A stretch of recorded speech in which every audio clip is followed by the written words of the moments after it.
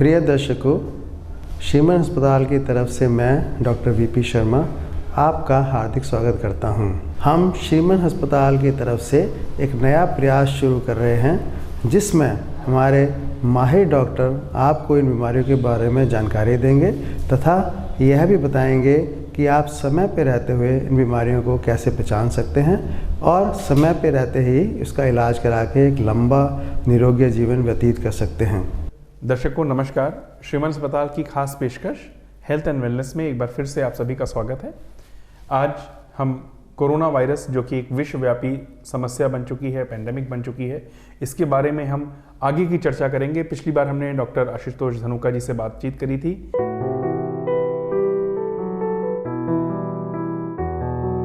कि इसके लक्षण क्या हैं, इसको कैसे बचाया जा सकता है और क्या क्या इसके खतरे हैं। दर्शकों, आज हम सब जानते हैं कि पूरे विश्व में, खास करके भारतवर्ष में भी इसकी शुरुआत हो चुकी है।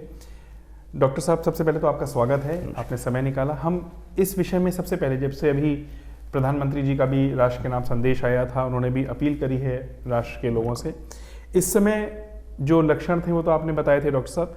हम ये जानना चाहते हैं कि सोशल डिस्टेंसिंग का जो एक इशू है, बिल्कुल एज अ डॉक्टर आपकी नज़र में उस पर हमें क्या करना चाहिए?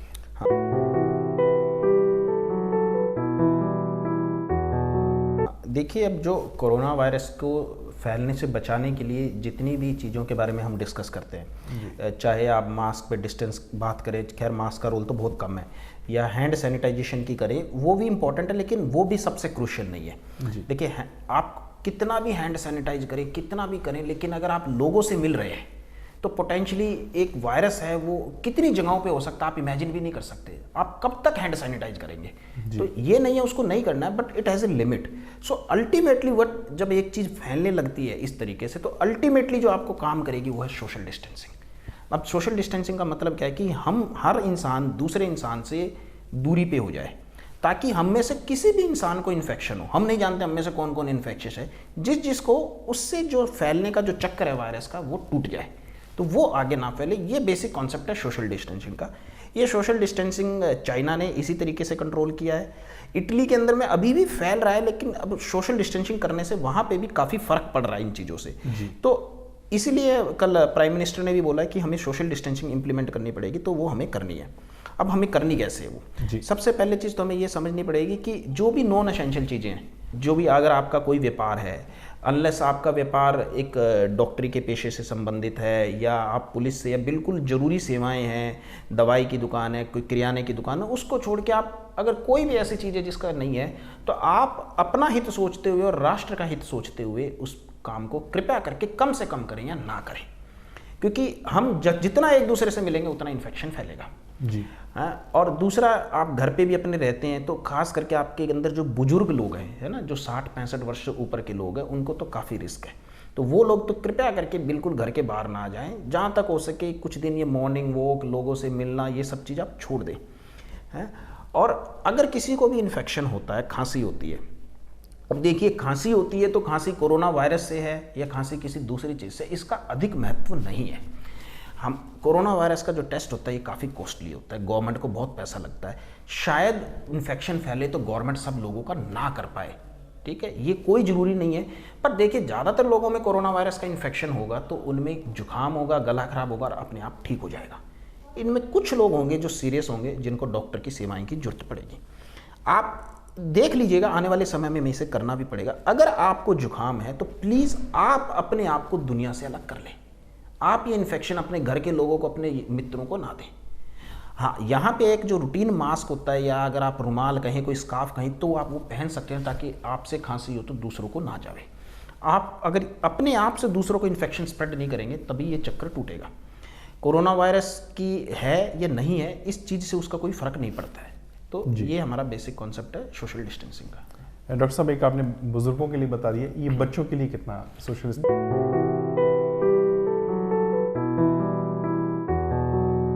हाँ, बच्चों के लिए भी जरूरी है। कैसे? इस कोरोना वायरस का अभी तक जो देखा गया है, इसकी सबसे अधिक जो मृत्यु दर है वो बूढ़े लोगों में है जी, फिर उसके बाद जवान लोगों में, और बच्चों में सबसे कम पाई गई है।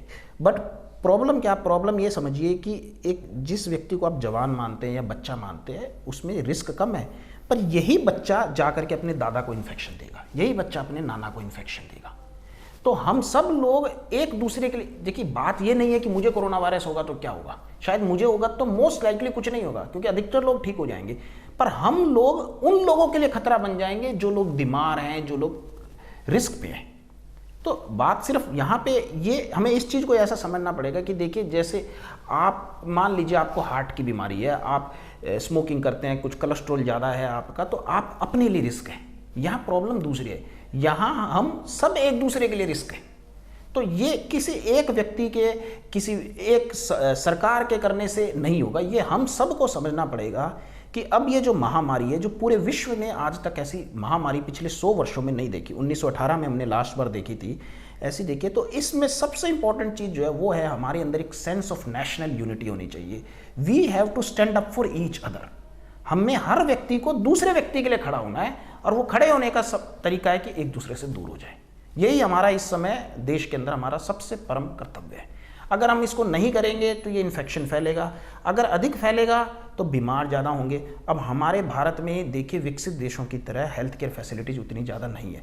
हेल्थ केयर फैसिलिटीज़ ओवरबर्डन हो जाएंगी तो जितना आप सुन रहे हैं कि 4% 7% मोर्टेलिटी है, वो डेथ रेट 10% भी जा सकती है, 15% भी जा सकती है, फिर चारों तरफ केओस हो जाएगा जी। तो चीज़ों को बिखरने से पहले हमें संभालना पड़ेगा और उसके लिए हमें जिम्मेदारी से सब लोगों को काम करना पड़ेगा। दर्शकों, और डॉक्टर आशुतोष ने बता दिया कि सोशल डिस्टेंसिंग का इस समय हमारे जीवन में महत्व क्या है। अभी तक हम सबको पता है, डॉक्टर साहब ने पिछली टॉक में भी बताया था कि अभी तक इसकी कोई दवा नहीं बन पाई है। अभी कोई ऐसी सटीक दवा नहीं है जिसके लिए ये कहा जाए कि इस बीमारी के लिए ये एंटीडॉट तैयार हो चुका है या ये वैक्सीन तैयार हो चुकी है, जो कि अपना एक समय लेकर के ही तैयार हो पाएगी। इस समय इस महामारी से बचने का, इससे दूर रहने का सबसे अच्छा तरीका कि ये आगे ना बढ़ पाए वो ये है कि सोशल डिस्टेंसिंग मेंटेन करी जाए। जो ज़रूरी कार्य हैं, जो बहुत ज़रूरी कार्य हैं, सिर्फ उन्हीं के लिए हम बाहर निकलें, उनको करें। और ये ध्यान रखें कि हमारी एक लापरवाही से बहुत सारे लोग इसका शिकार हो सकते हैं।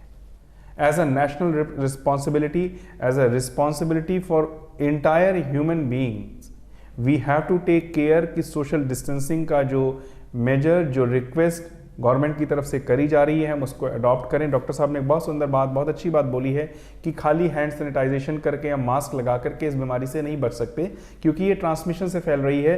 एक हाथ से दूसरे हाथ से मिल करके एक सामान से दूसरे सामान में जा सकती है, वायरस किसी भी तरीके से ट्रांसफ़र हो सकता है। तो जो सबसे अच्छा तरीका है, जो बार बार अपील करी जा रही है कि आइसोलेशन ज़्यादा से ज़्यादा रहें, ज़्यादा से ज़्यादा अगर कोई बीमार व्यक्ति है उससे दूरी मेंटेन करी जाए, जिससे हो सकता है वो तो बचे ही बचे, लेकिन आगे जिन लोगों को वो परेशानी हो सकती है वो लोग भी इससे बच सकते हैं। डॉक्टर साहब, हम चाहेंगे कि एक बार जो आम लक्षण हैं जो शुरू होते हैं वो आप एक बार ज़रूर हमारे दर्शकों के साथ बता दें कि ये लक्षण होने पर आप किस तरीके से अपने आप को अलग करने और बेहतर लोगों को चांस दें कि वो बीमारी का शिकार ना हो।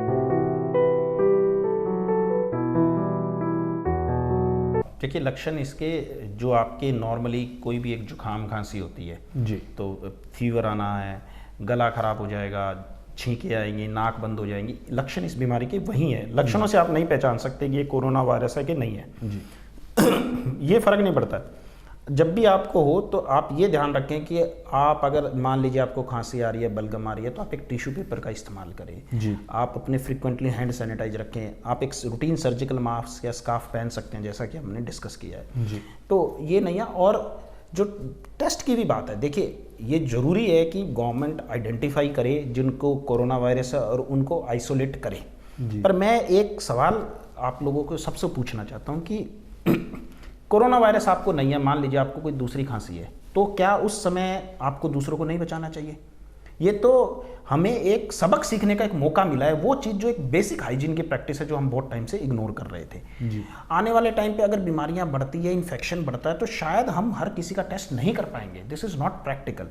तो आपको खांसी है, जब तक आपको बहुत ज़्यादा दिक्कत नहीं हो रही हो, आपको सांस नहीं फूल रही हो, तो खांसी जुकाम घबराने की जरूरत नहीं है। हम सबको साल में 2-4 बार खांसी जुकाम होती है और अपने आप ठीक हो जाती है।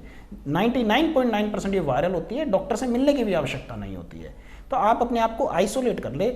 जिन लोगों को अधिक दिक्कत हो रही है, जिन लोगों को न्यूमोनिया हो रहा है, सांस में दिक्कत हो रही है, कमजोरी ज़्यादा आ गई है, सिर्फ ऐसे लोग ही डॉक्टर से मिले। ताकि हेल्थ का जो सिस्टम है ये भी ओवरबर्डन ना हो।